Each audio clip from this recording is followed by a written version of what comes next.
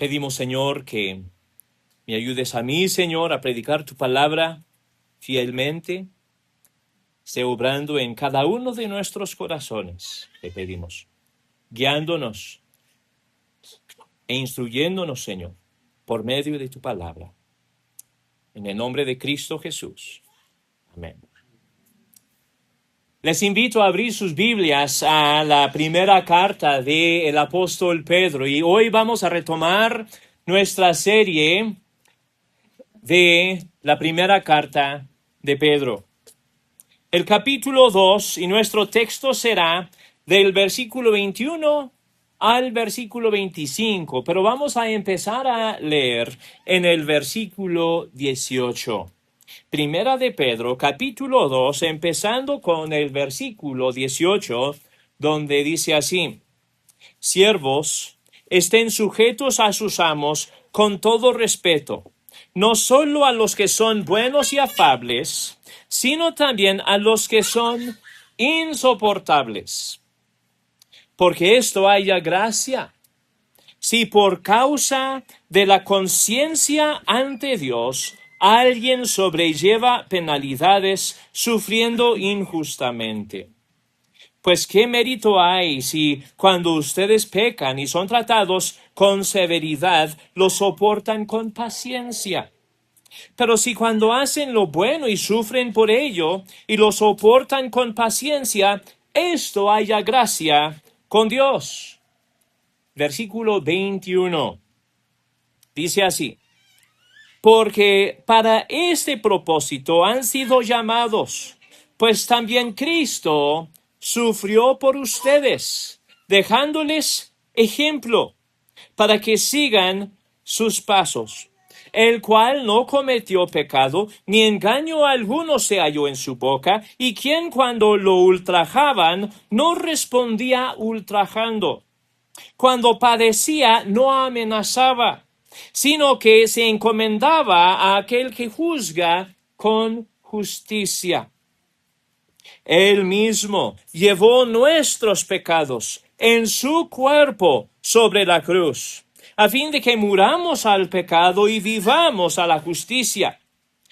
Porque por sus heridas fueron ustedes sanados. Pues ustedes andaban descarriados como ovejas, pero ahora han vuelto al pastor y guardián de sus almas. Hasta ahí vamos a leer. Vamos a titular este mensaje: Cristo, nuestro ejemplo de sufrimiento. Cristo es ejemplo de sufrimiento en este texto. Pedro sabía que muchos en su audiencia original iban a sufrir injusticias. Y esto sigue siendo la verdad hoy en día también.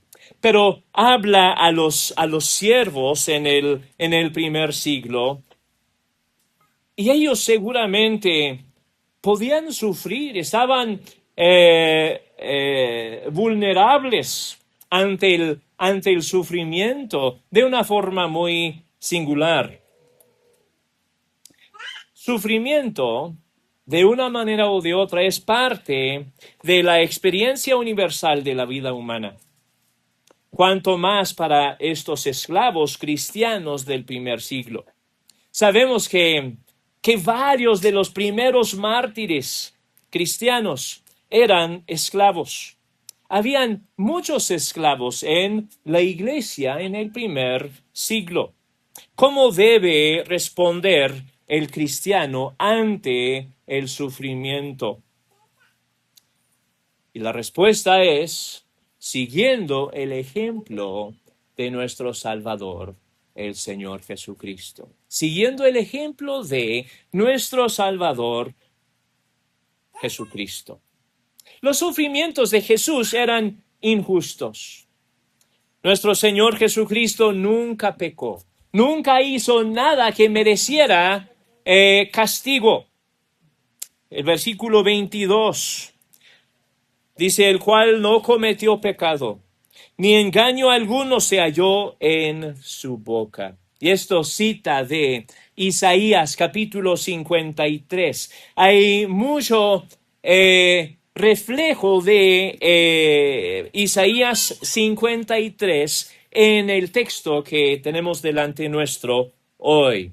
Nuestro Señor Jesucristo jamás hizo cosa alguna que mereciera castigo de parte de las autoridades. Ninguno de nosotros puede decir lo mismo, ¿verdad?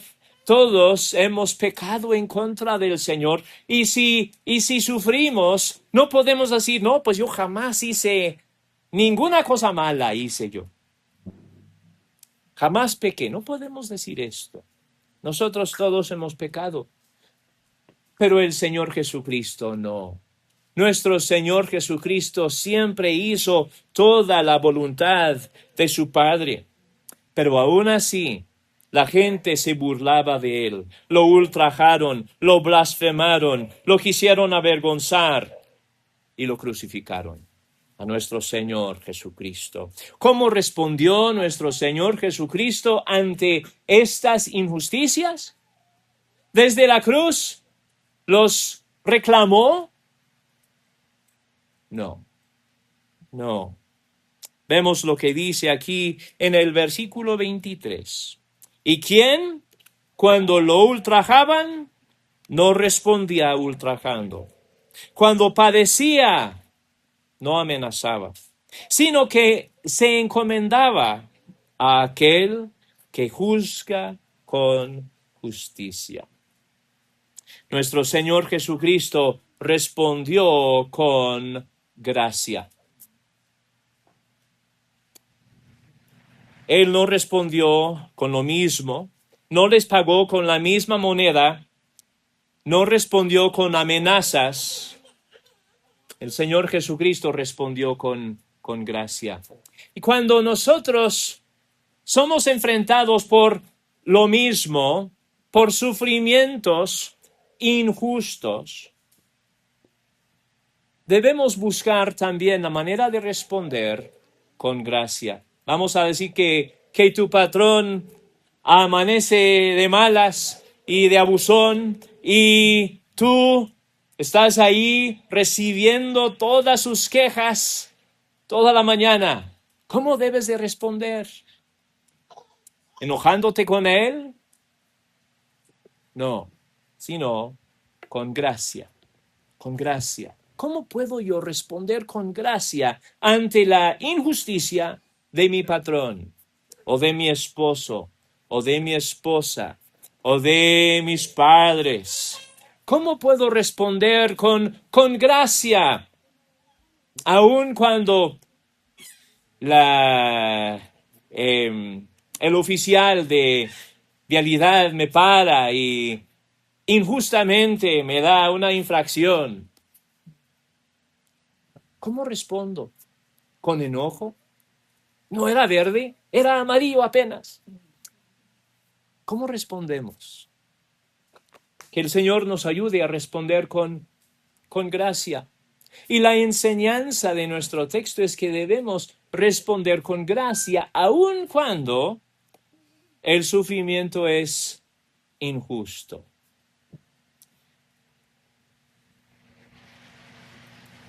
La iglesia de nuestro Señor Jesucristo ha sufrido injusticias muchísimo más graves que las que acabo de describir. Muchísimo más grave que una mera infracción por 300 pesos por pasar un alto cuando no pasaste el alto. Mucho peor.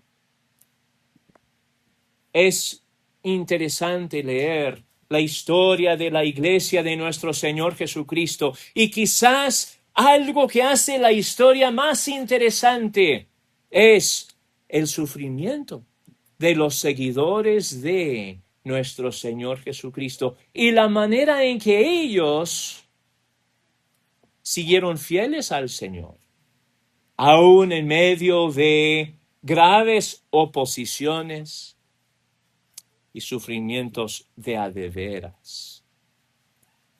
Dios llama a su iglesia a seguir el ejemplo de nuestro Señor Jesucristo. Nada de venganza en nuestras palabras o actitudes. Jesús incluso deseó el bien de los que le hicieron mal. Vemos lo que dice en el libro de Lucas, capítulo 23. Lucas 23, 34. Mira cómo responde nuestro Señor Jesucristo. Vamos a empezar con el 33. Lucas 23, 33. Donde dice así: Cuando llegaron al lugar llamado La Calavera, crucificaron ahí a Jesús y a los malhechores, uno a la derecha y el otro a la izquierda. Y Jesús decía: Padre, perdónalos, porque no saben lo que hacen. Y los soldados echaron suertes, repartiéndose entre sí sus vestidos. Aquí están clavando a nuestro Señor Jesucristo a la cruz. Nuestro Señor Jesucristo está en agonía, físicamente hablando, y espiritualmente hablando, sufriendo bajo el juicio de Dios. Y en este momento en que debía estar pensando solo en sí mismo, si fuera yo, el Señor Jesucristo ora por los que le hacen mal, por los que le hicieron esta injusticia. Padre, perdónalos, porque no saben lo que hacen. Lucas, capítulo 6 y el versículo 28.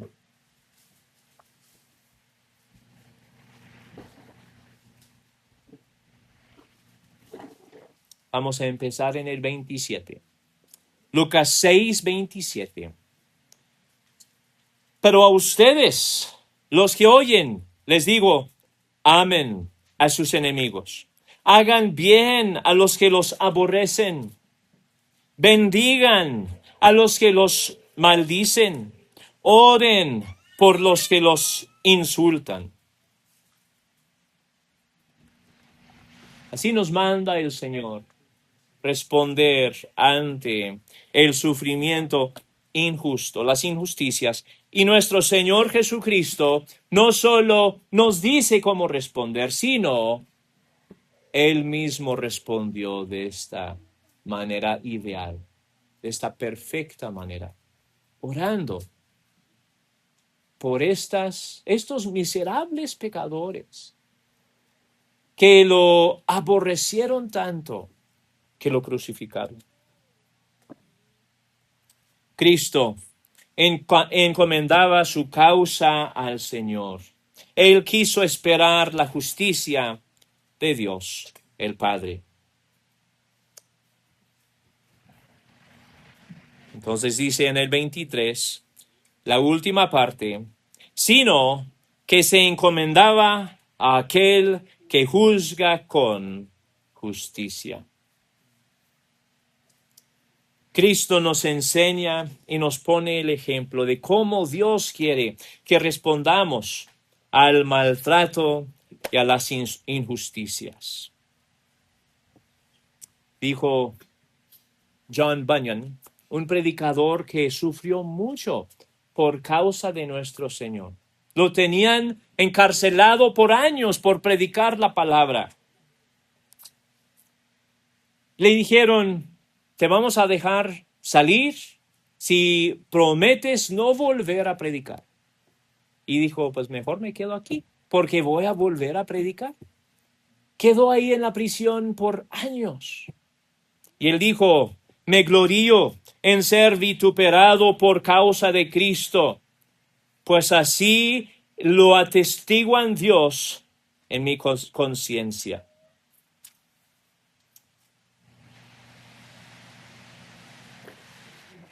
Bunyan encontró gozo en sufrir por nuestro Señor. La iglesia de nuestro Señor ha encontrado gozo en medio de injusticias por generaciones, gozo en su Señor. Ahora, Los sufrimientos de nuestro Señor Jesucristo sirven para nosotros como ejemplo, pero no son mero ejemplo. No son mero ejemplo, sino que logran más. Los sufrimientos de nuestro Señor Jesucristo lograron mucho más que ejemplo para nosotros. Empezando en el 24, dice así: Él mismo llevó nuestros pecados en su cuerpo sobre la cruz, a fin de que muramos al pecado y vivamos a la justicia. Porque por sus heridas fueron ustedes sanados. Pues ustedes andaban descarriados como ovejas, pero ahora han vuelto al pastor y guardián de sus almas. Y vamos a hablar de este versículo 25 en un momento, pero en el versículo 24 vemos que de nuevo se aplica las verdades, y 25 también, se aplican las verdades de Isaías 53 a la vida y a los sufrimientos de nuestro Señor Jesucristo. Jesús no solo pone ejemplo de amor por sus amigos, sino que también sufrió con otro propósito. El propósito principal detrás de la encarnación, la vida, los sufrimientos y la muerte de Jesús fue ser un sacrificio por nuestros pecados. Un sacrificio por nuestros pecados.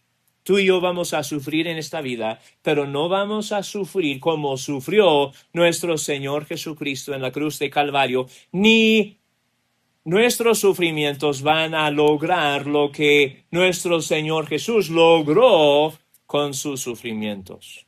Él logró muchísimo más de lo que tú y yo pudiéramos lograr. Él es el perfecto sustituto, quien dio su vida en rescate por muchos. El perfecto Cordero de Dios que quita el pecado del mundo.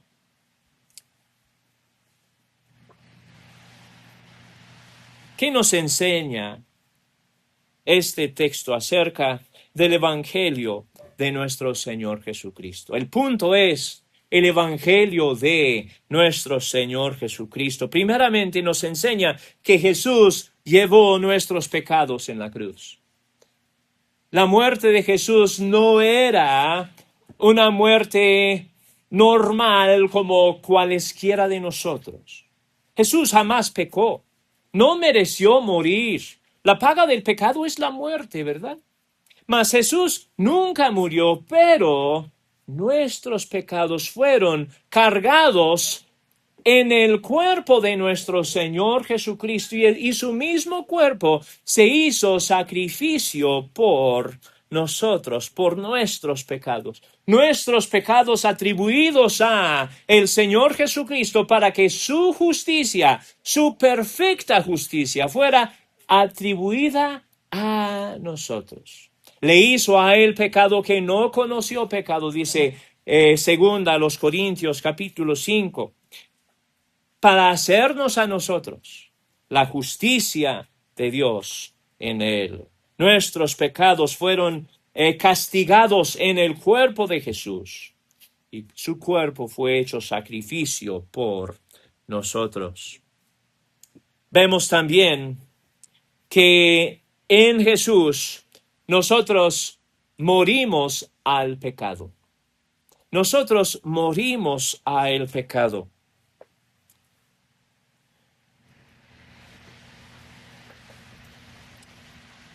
Él mismo llevó nuestros pecados en su cuerpo sobre la cruz. ¿Y con qué propósito?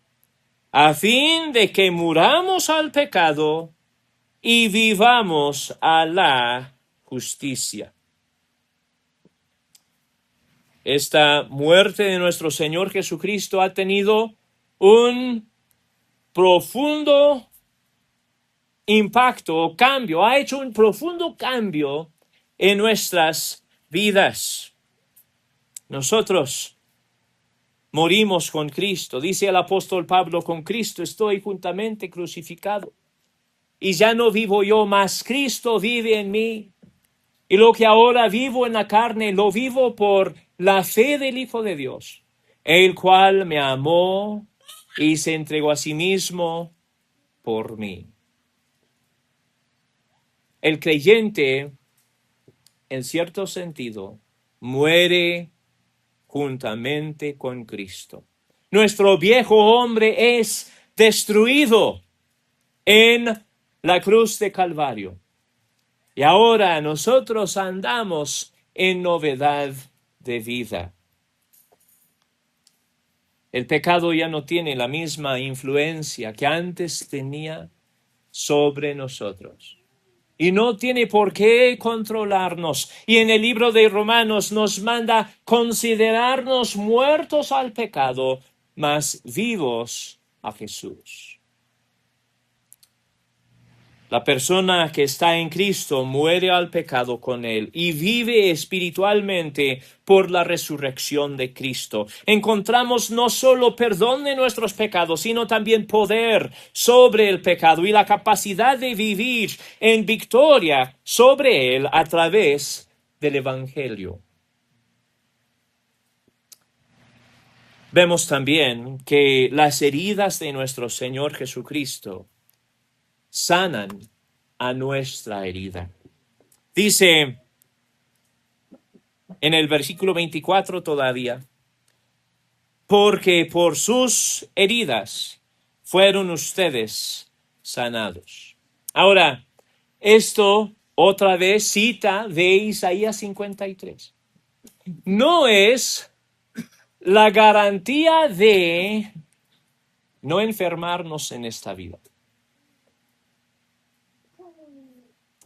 Es más, lo más probable es que la mayoría de nosotros aquí vamos a morir de alguna enfermedad algún día. Pero es la garantía de victoria sobre nuestra mayor enfermedad o herida, la herida causada por el pecado.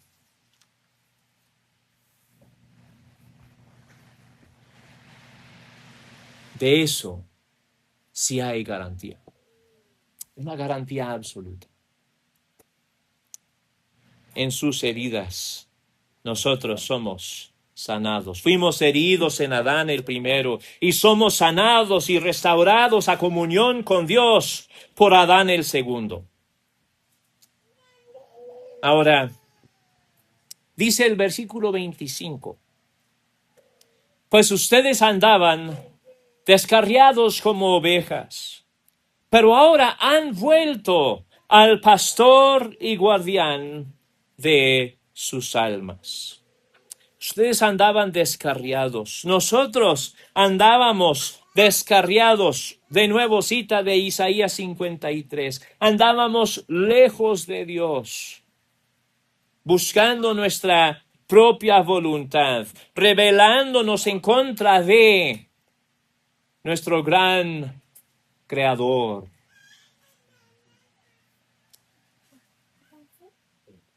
Esto nos recuerda que nosotros no tuvimos nada que contribuir a nuestra salvación. Nosotros andábamos descarriados, desorientados espiritualmente hablando, rebeldes en contra del Señor, perdidos en el pecado. No veíamos el camino hacia Dios. Andábamos descarriados, llenos de culpa por nuestros pecados y sin la habilidad de volver a Dios, sin la habilidad de arrepentirnos de nuestro pecado. Andábamos tan lejos de Dios, pero el Señor puso sobre él el pecado nuestro. Y Él es el camino de regreso a Dios. Jesús dijo, yo soy el camino, la verdad y la vida. Nadie viene al Padre sino por mí. Imagínate un mundo sin el Señor Jesucristo y sin el sacrificio de nuestro Señor. Estaríamos solo atrapados en nuestro pecado, desorientados completamente espiritualmente hablando y sin conocer el camino a Dios. Pero ahora, por medio de Jesucristo, sabemos el camino a Dios. Es Jesús quien dio su vida por nosotros. Cristo vino para hacernos volver a Dios. Dice Lucas 19:10. Lucas 19:10. Porque el Hijo del Hombre ha venido a buscar y a salvar lo que se había perdido. Y si somos honestos, decimos, así fui yo, descarriado, lejos de Dios, perdido. Y Cristo vino a buscarme. Ahora, por la obra de Jesús, hemos vuelto al pastor de nuestras almas. El pastor es quien nos cuida, quien provee para nuestras necesidades, quien nos defiende y protege. El que tiene al Hijo, tiene la vida. El que tiene al Hijo de Dios, tiene todo lo que necesita. No está perdido en este mundo. No está ya descarriado, sino ya conoce a Dios. Y Él es el pastor de nuestras almas. Y en nuestra traducción aquí dice, y guardián de sus almas. Creo que la palabra guardián aquí no es la traducción correcta, sino como viene en la Reina Valera, la mejor traducción sería obispo o supervisor. Usa la misma palabra que se usa para hablar de el oficio de obispo en la iglesia. Él es el supervisor de nuestras almas también. Jesús es quien nos guía y dirige. Él se encarga de supervisar nuestro crecimiento espiritual. Y vamos creciendo espiritualmente porque Él no deja de trabajar, no nos deja de cuidar. Y cuando erramos o cuando salimos del camino, Él saca su vara y como el pastor de nuestras almas nos hace volver al camino, nos disciplina. Y tenemos un fiel pastor que nunca falla y nunca erra.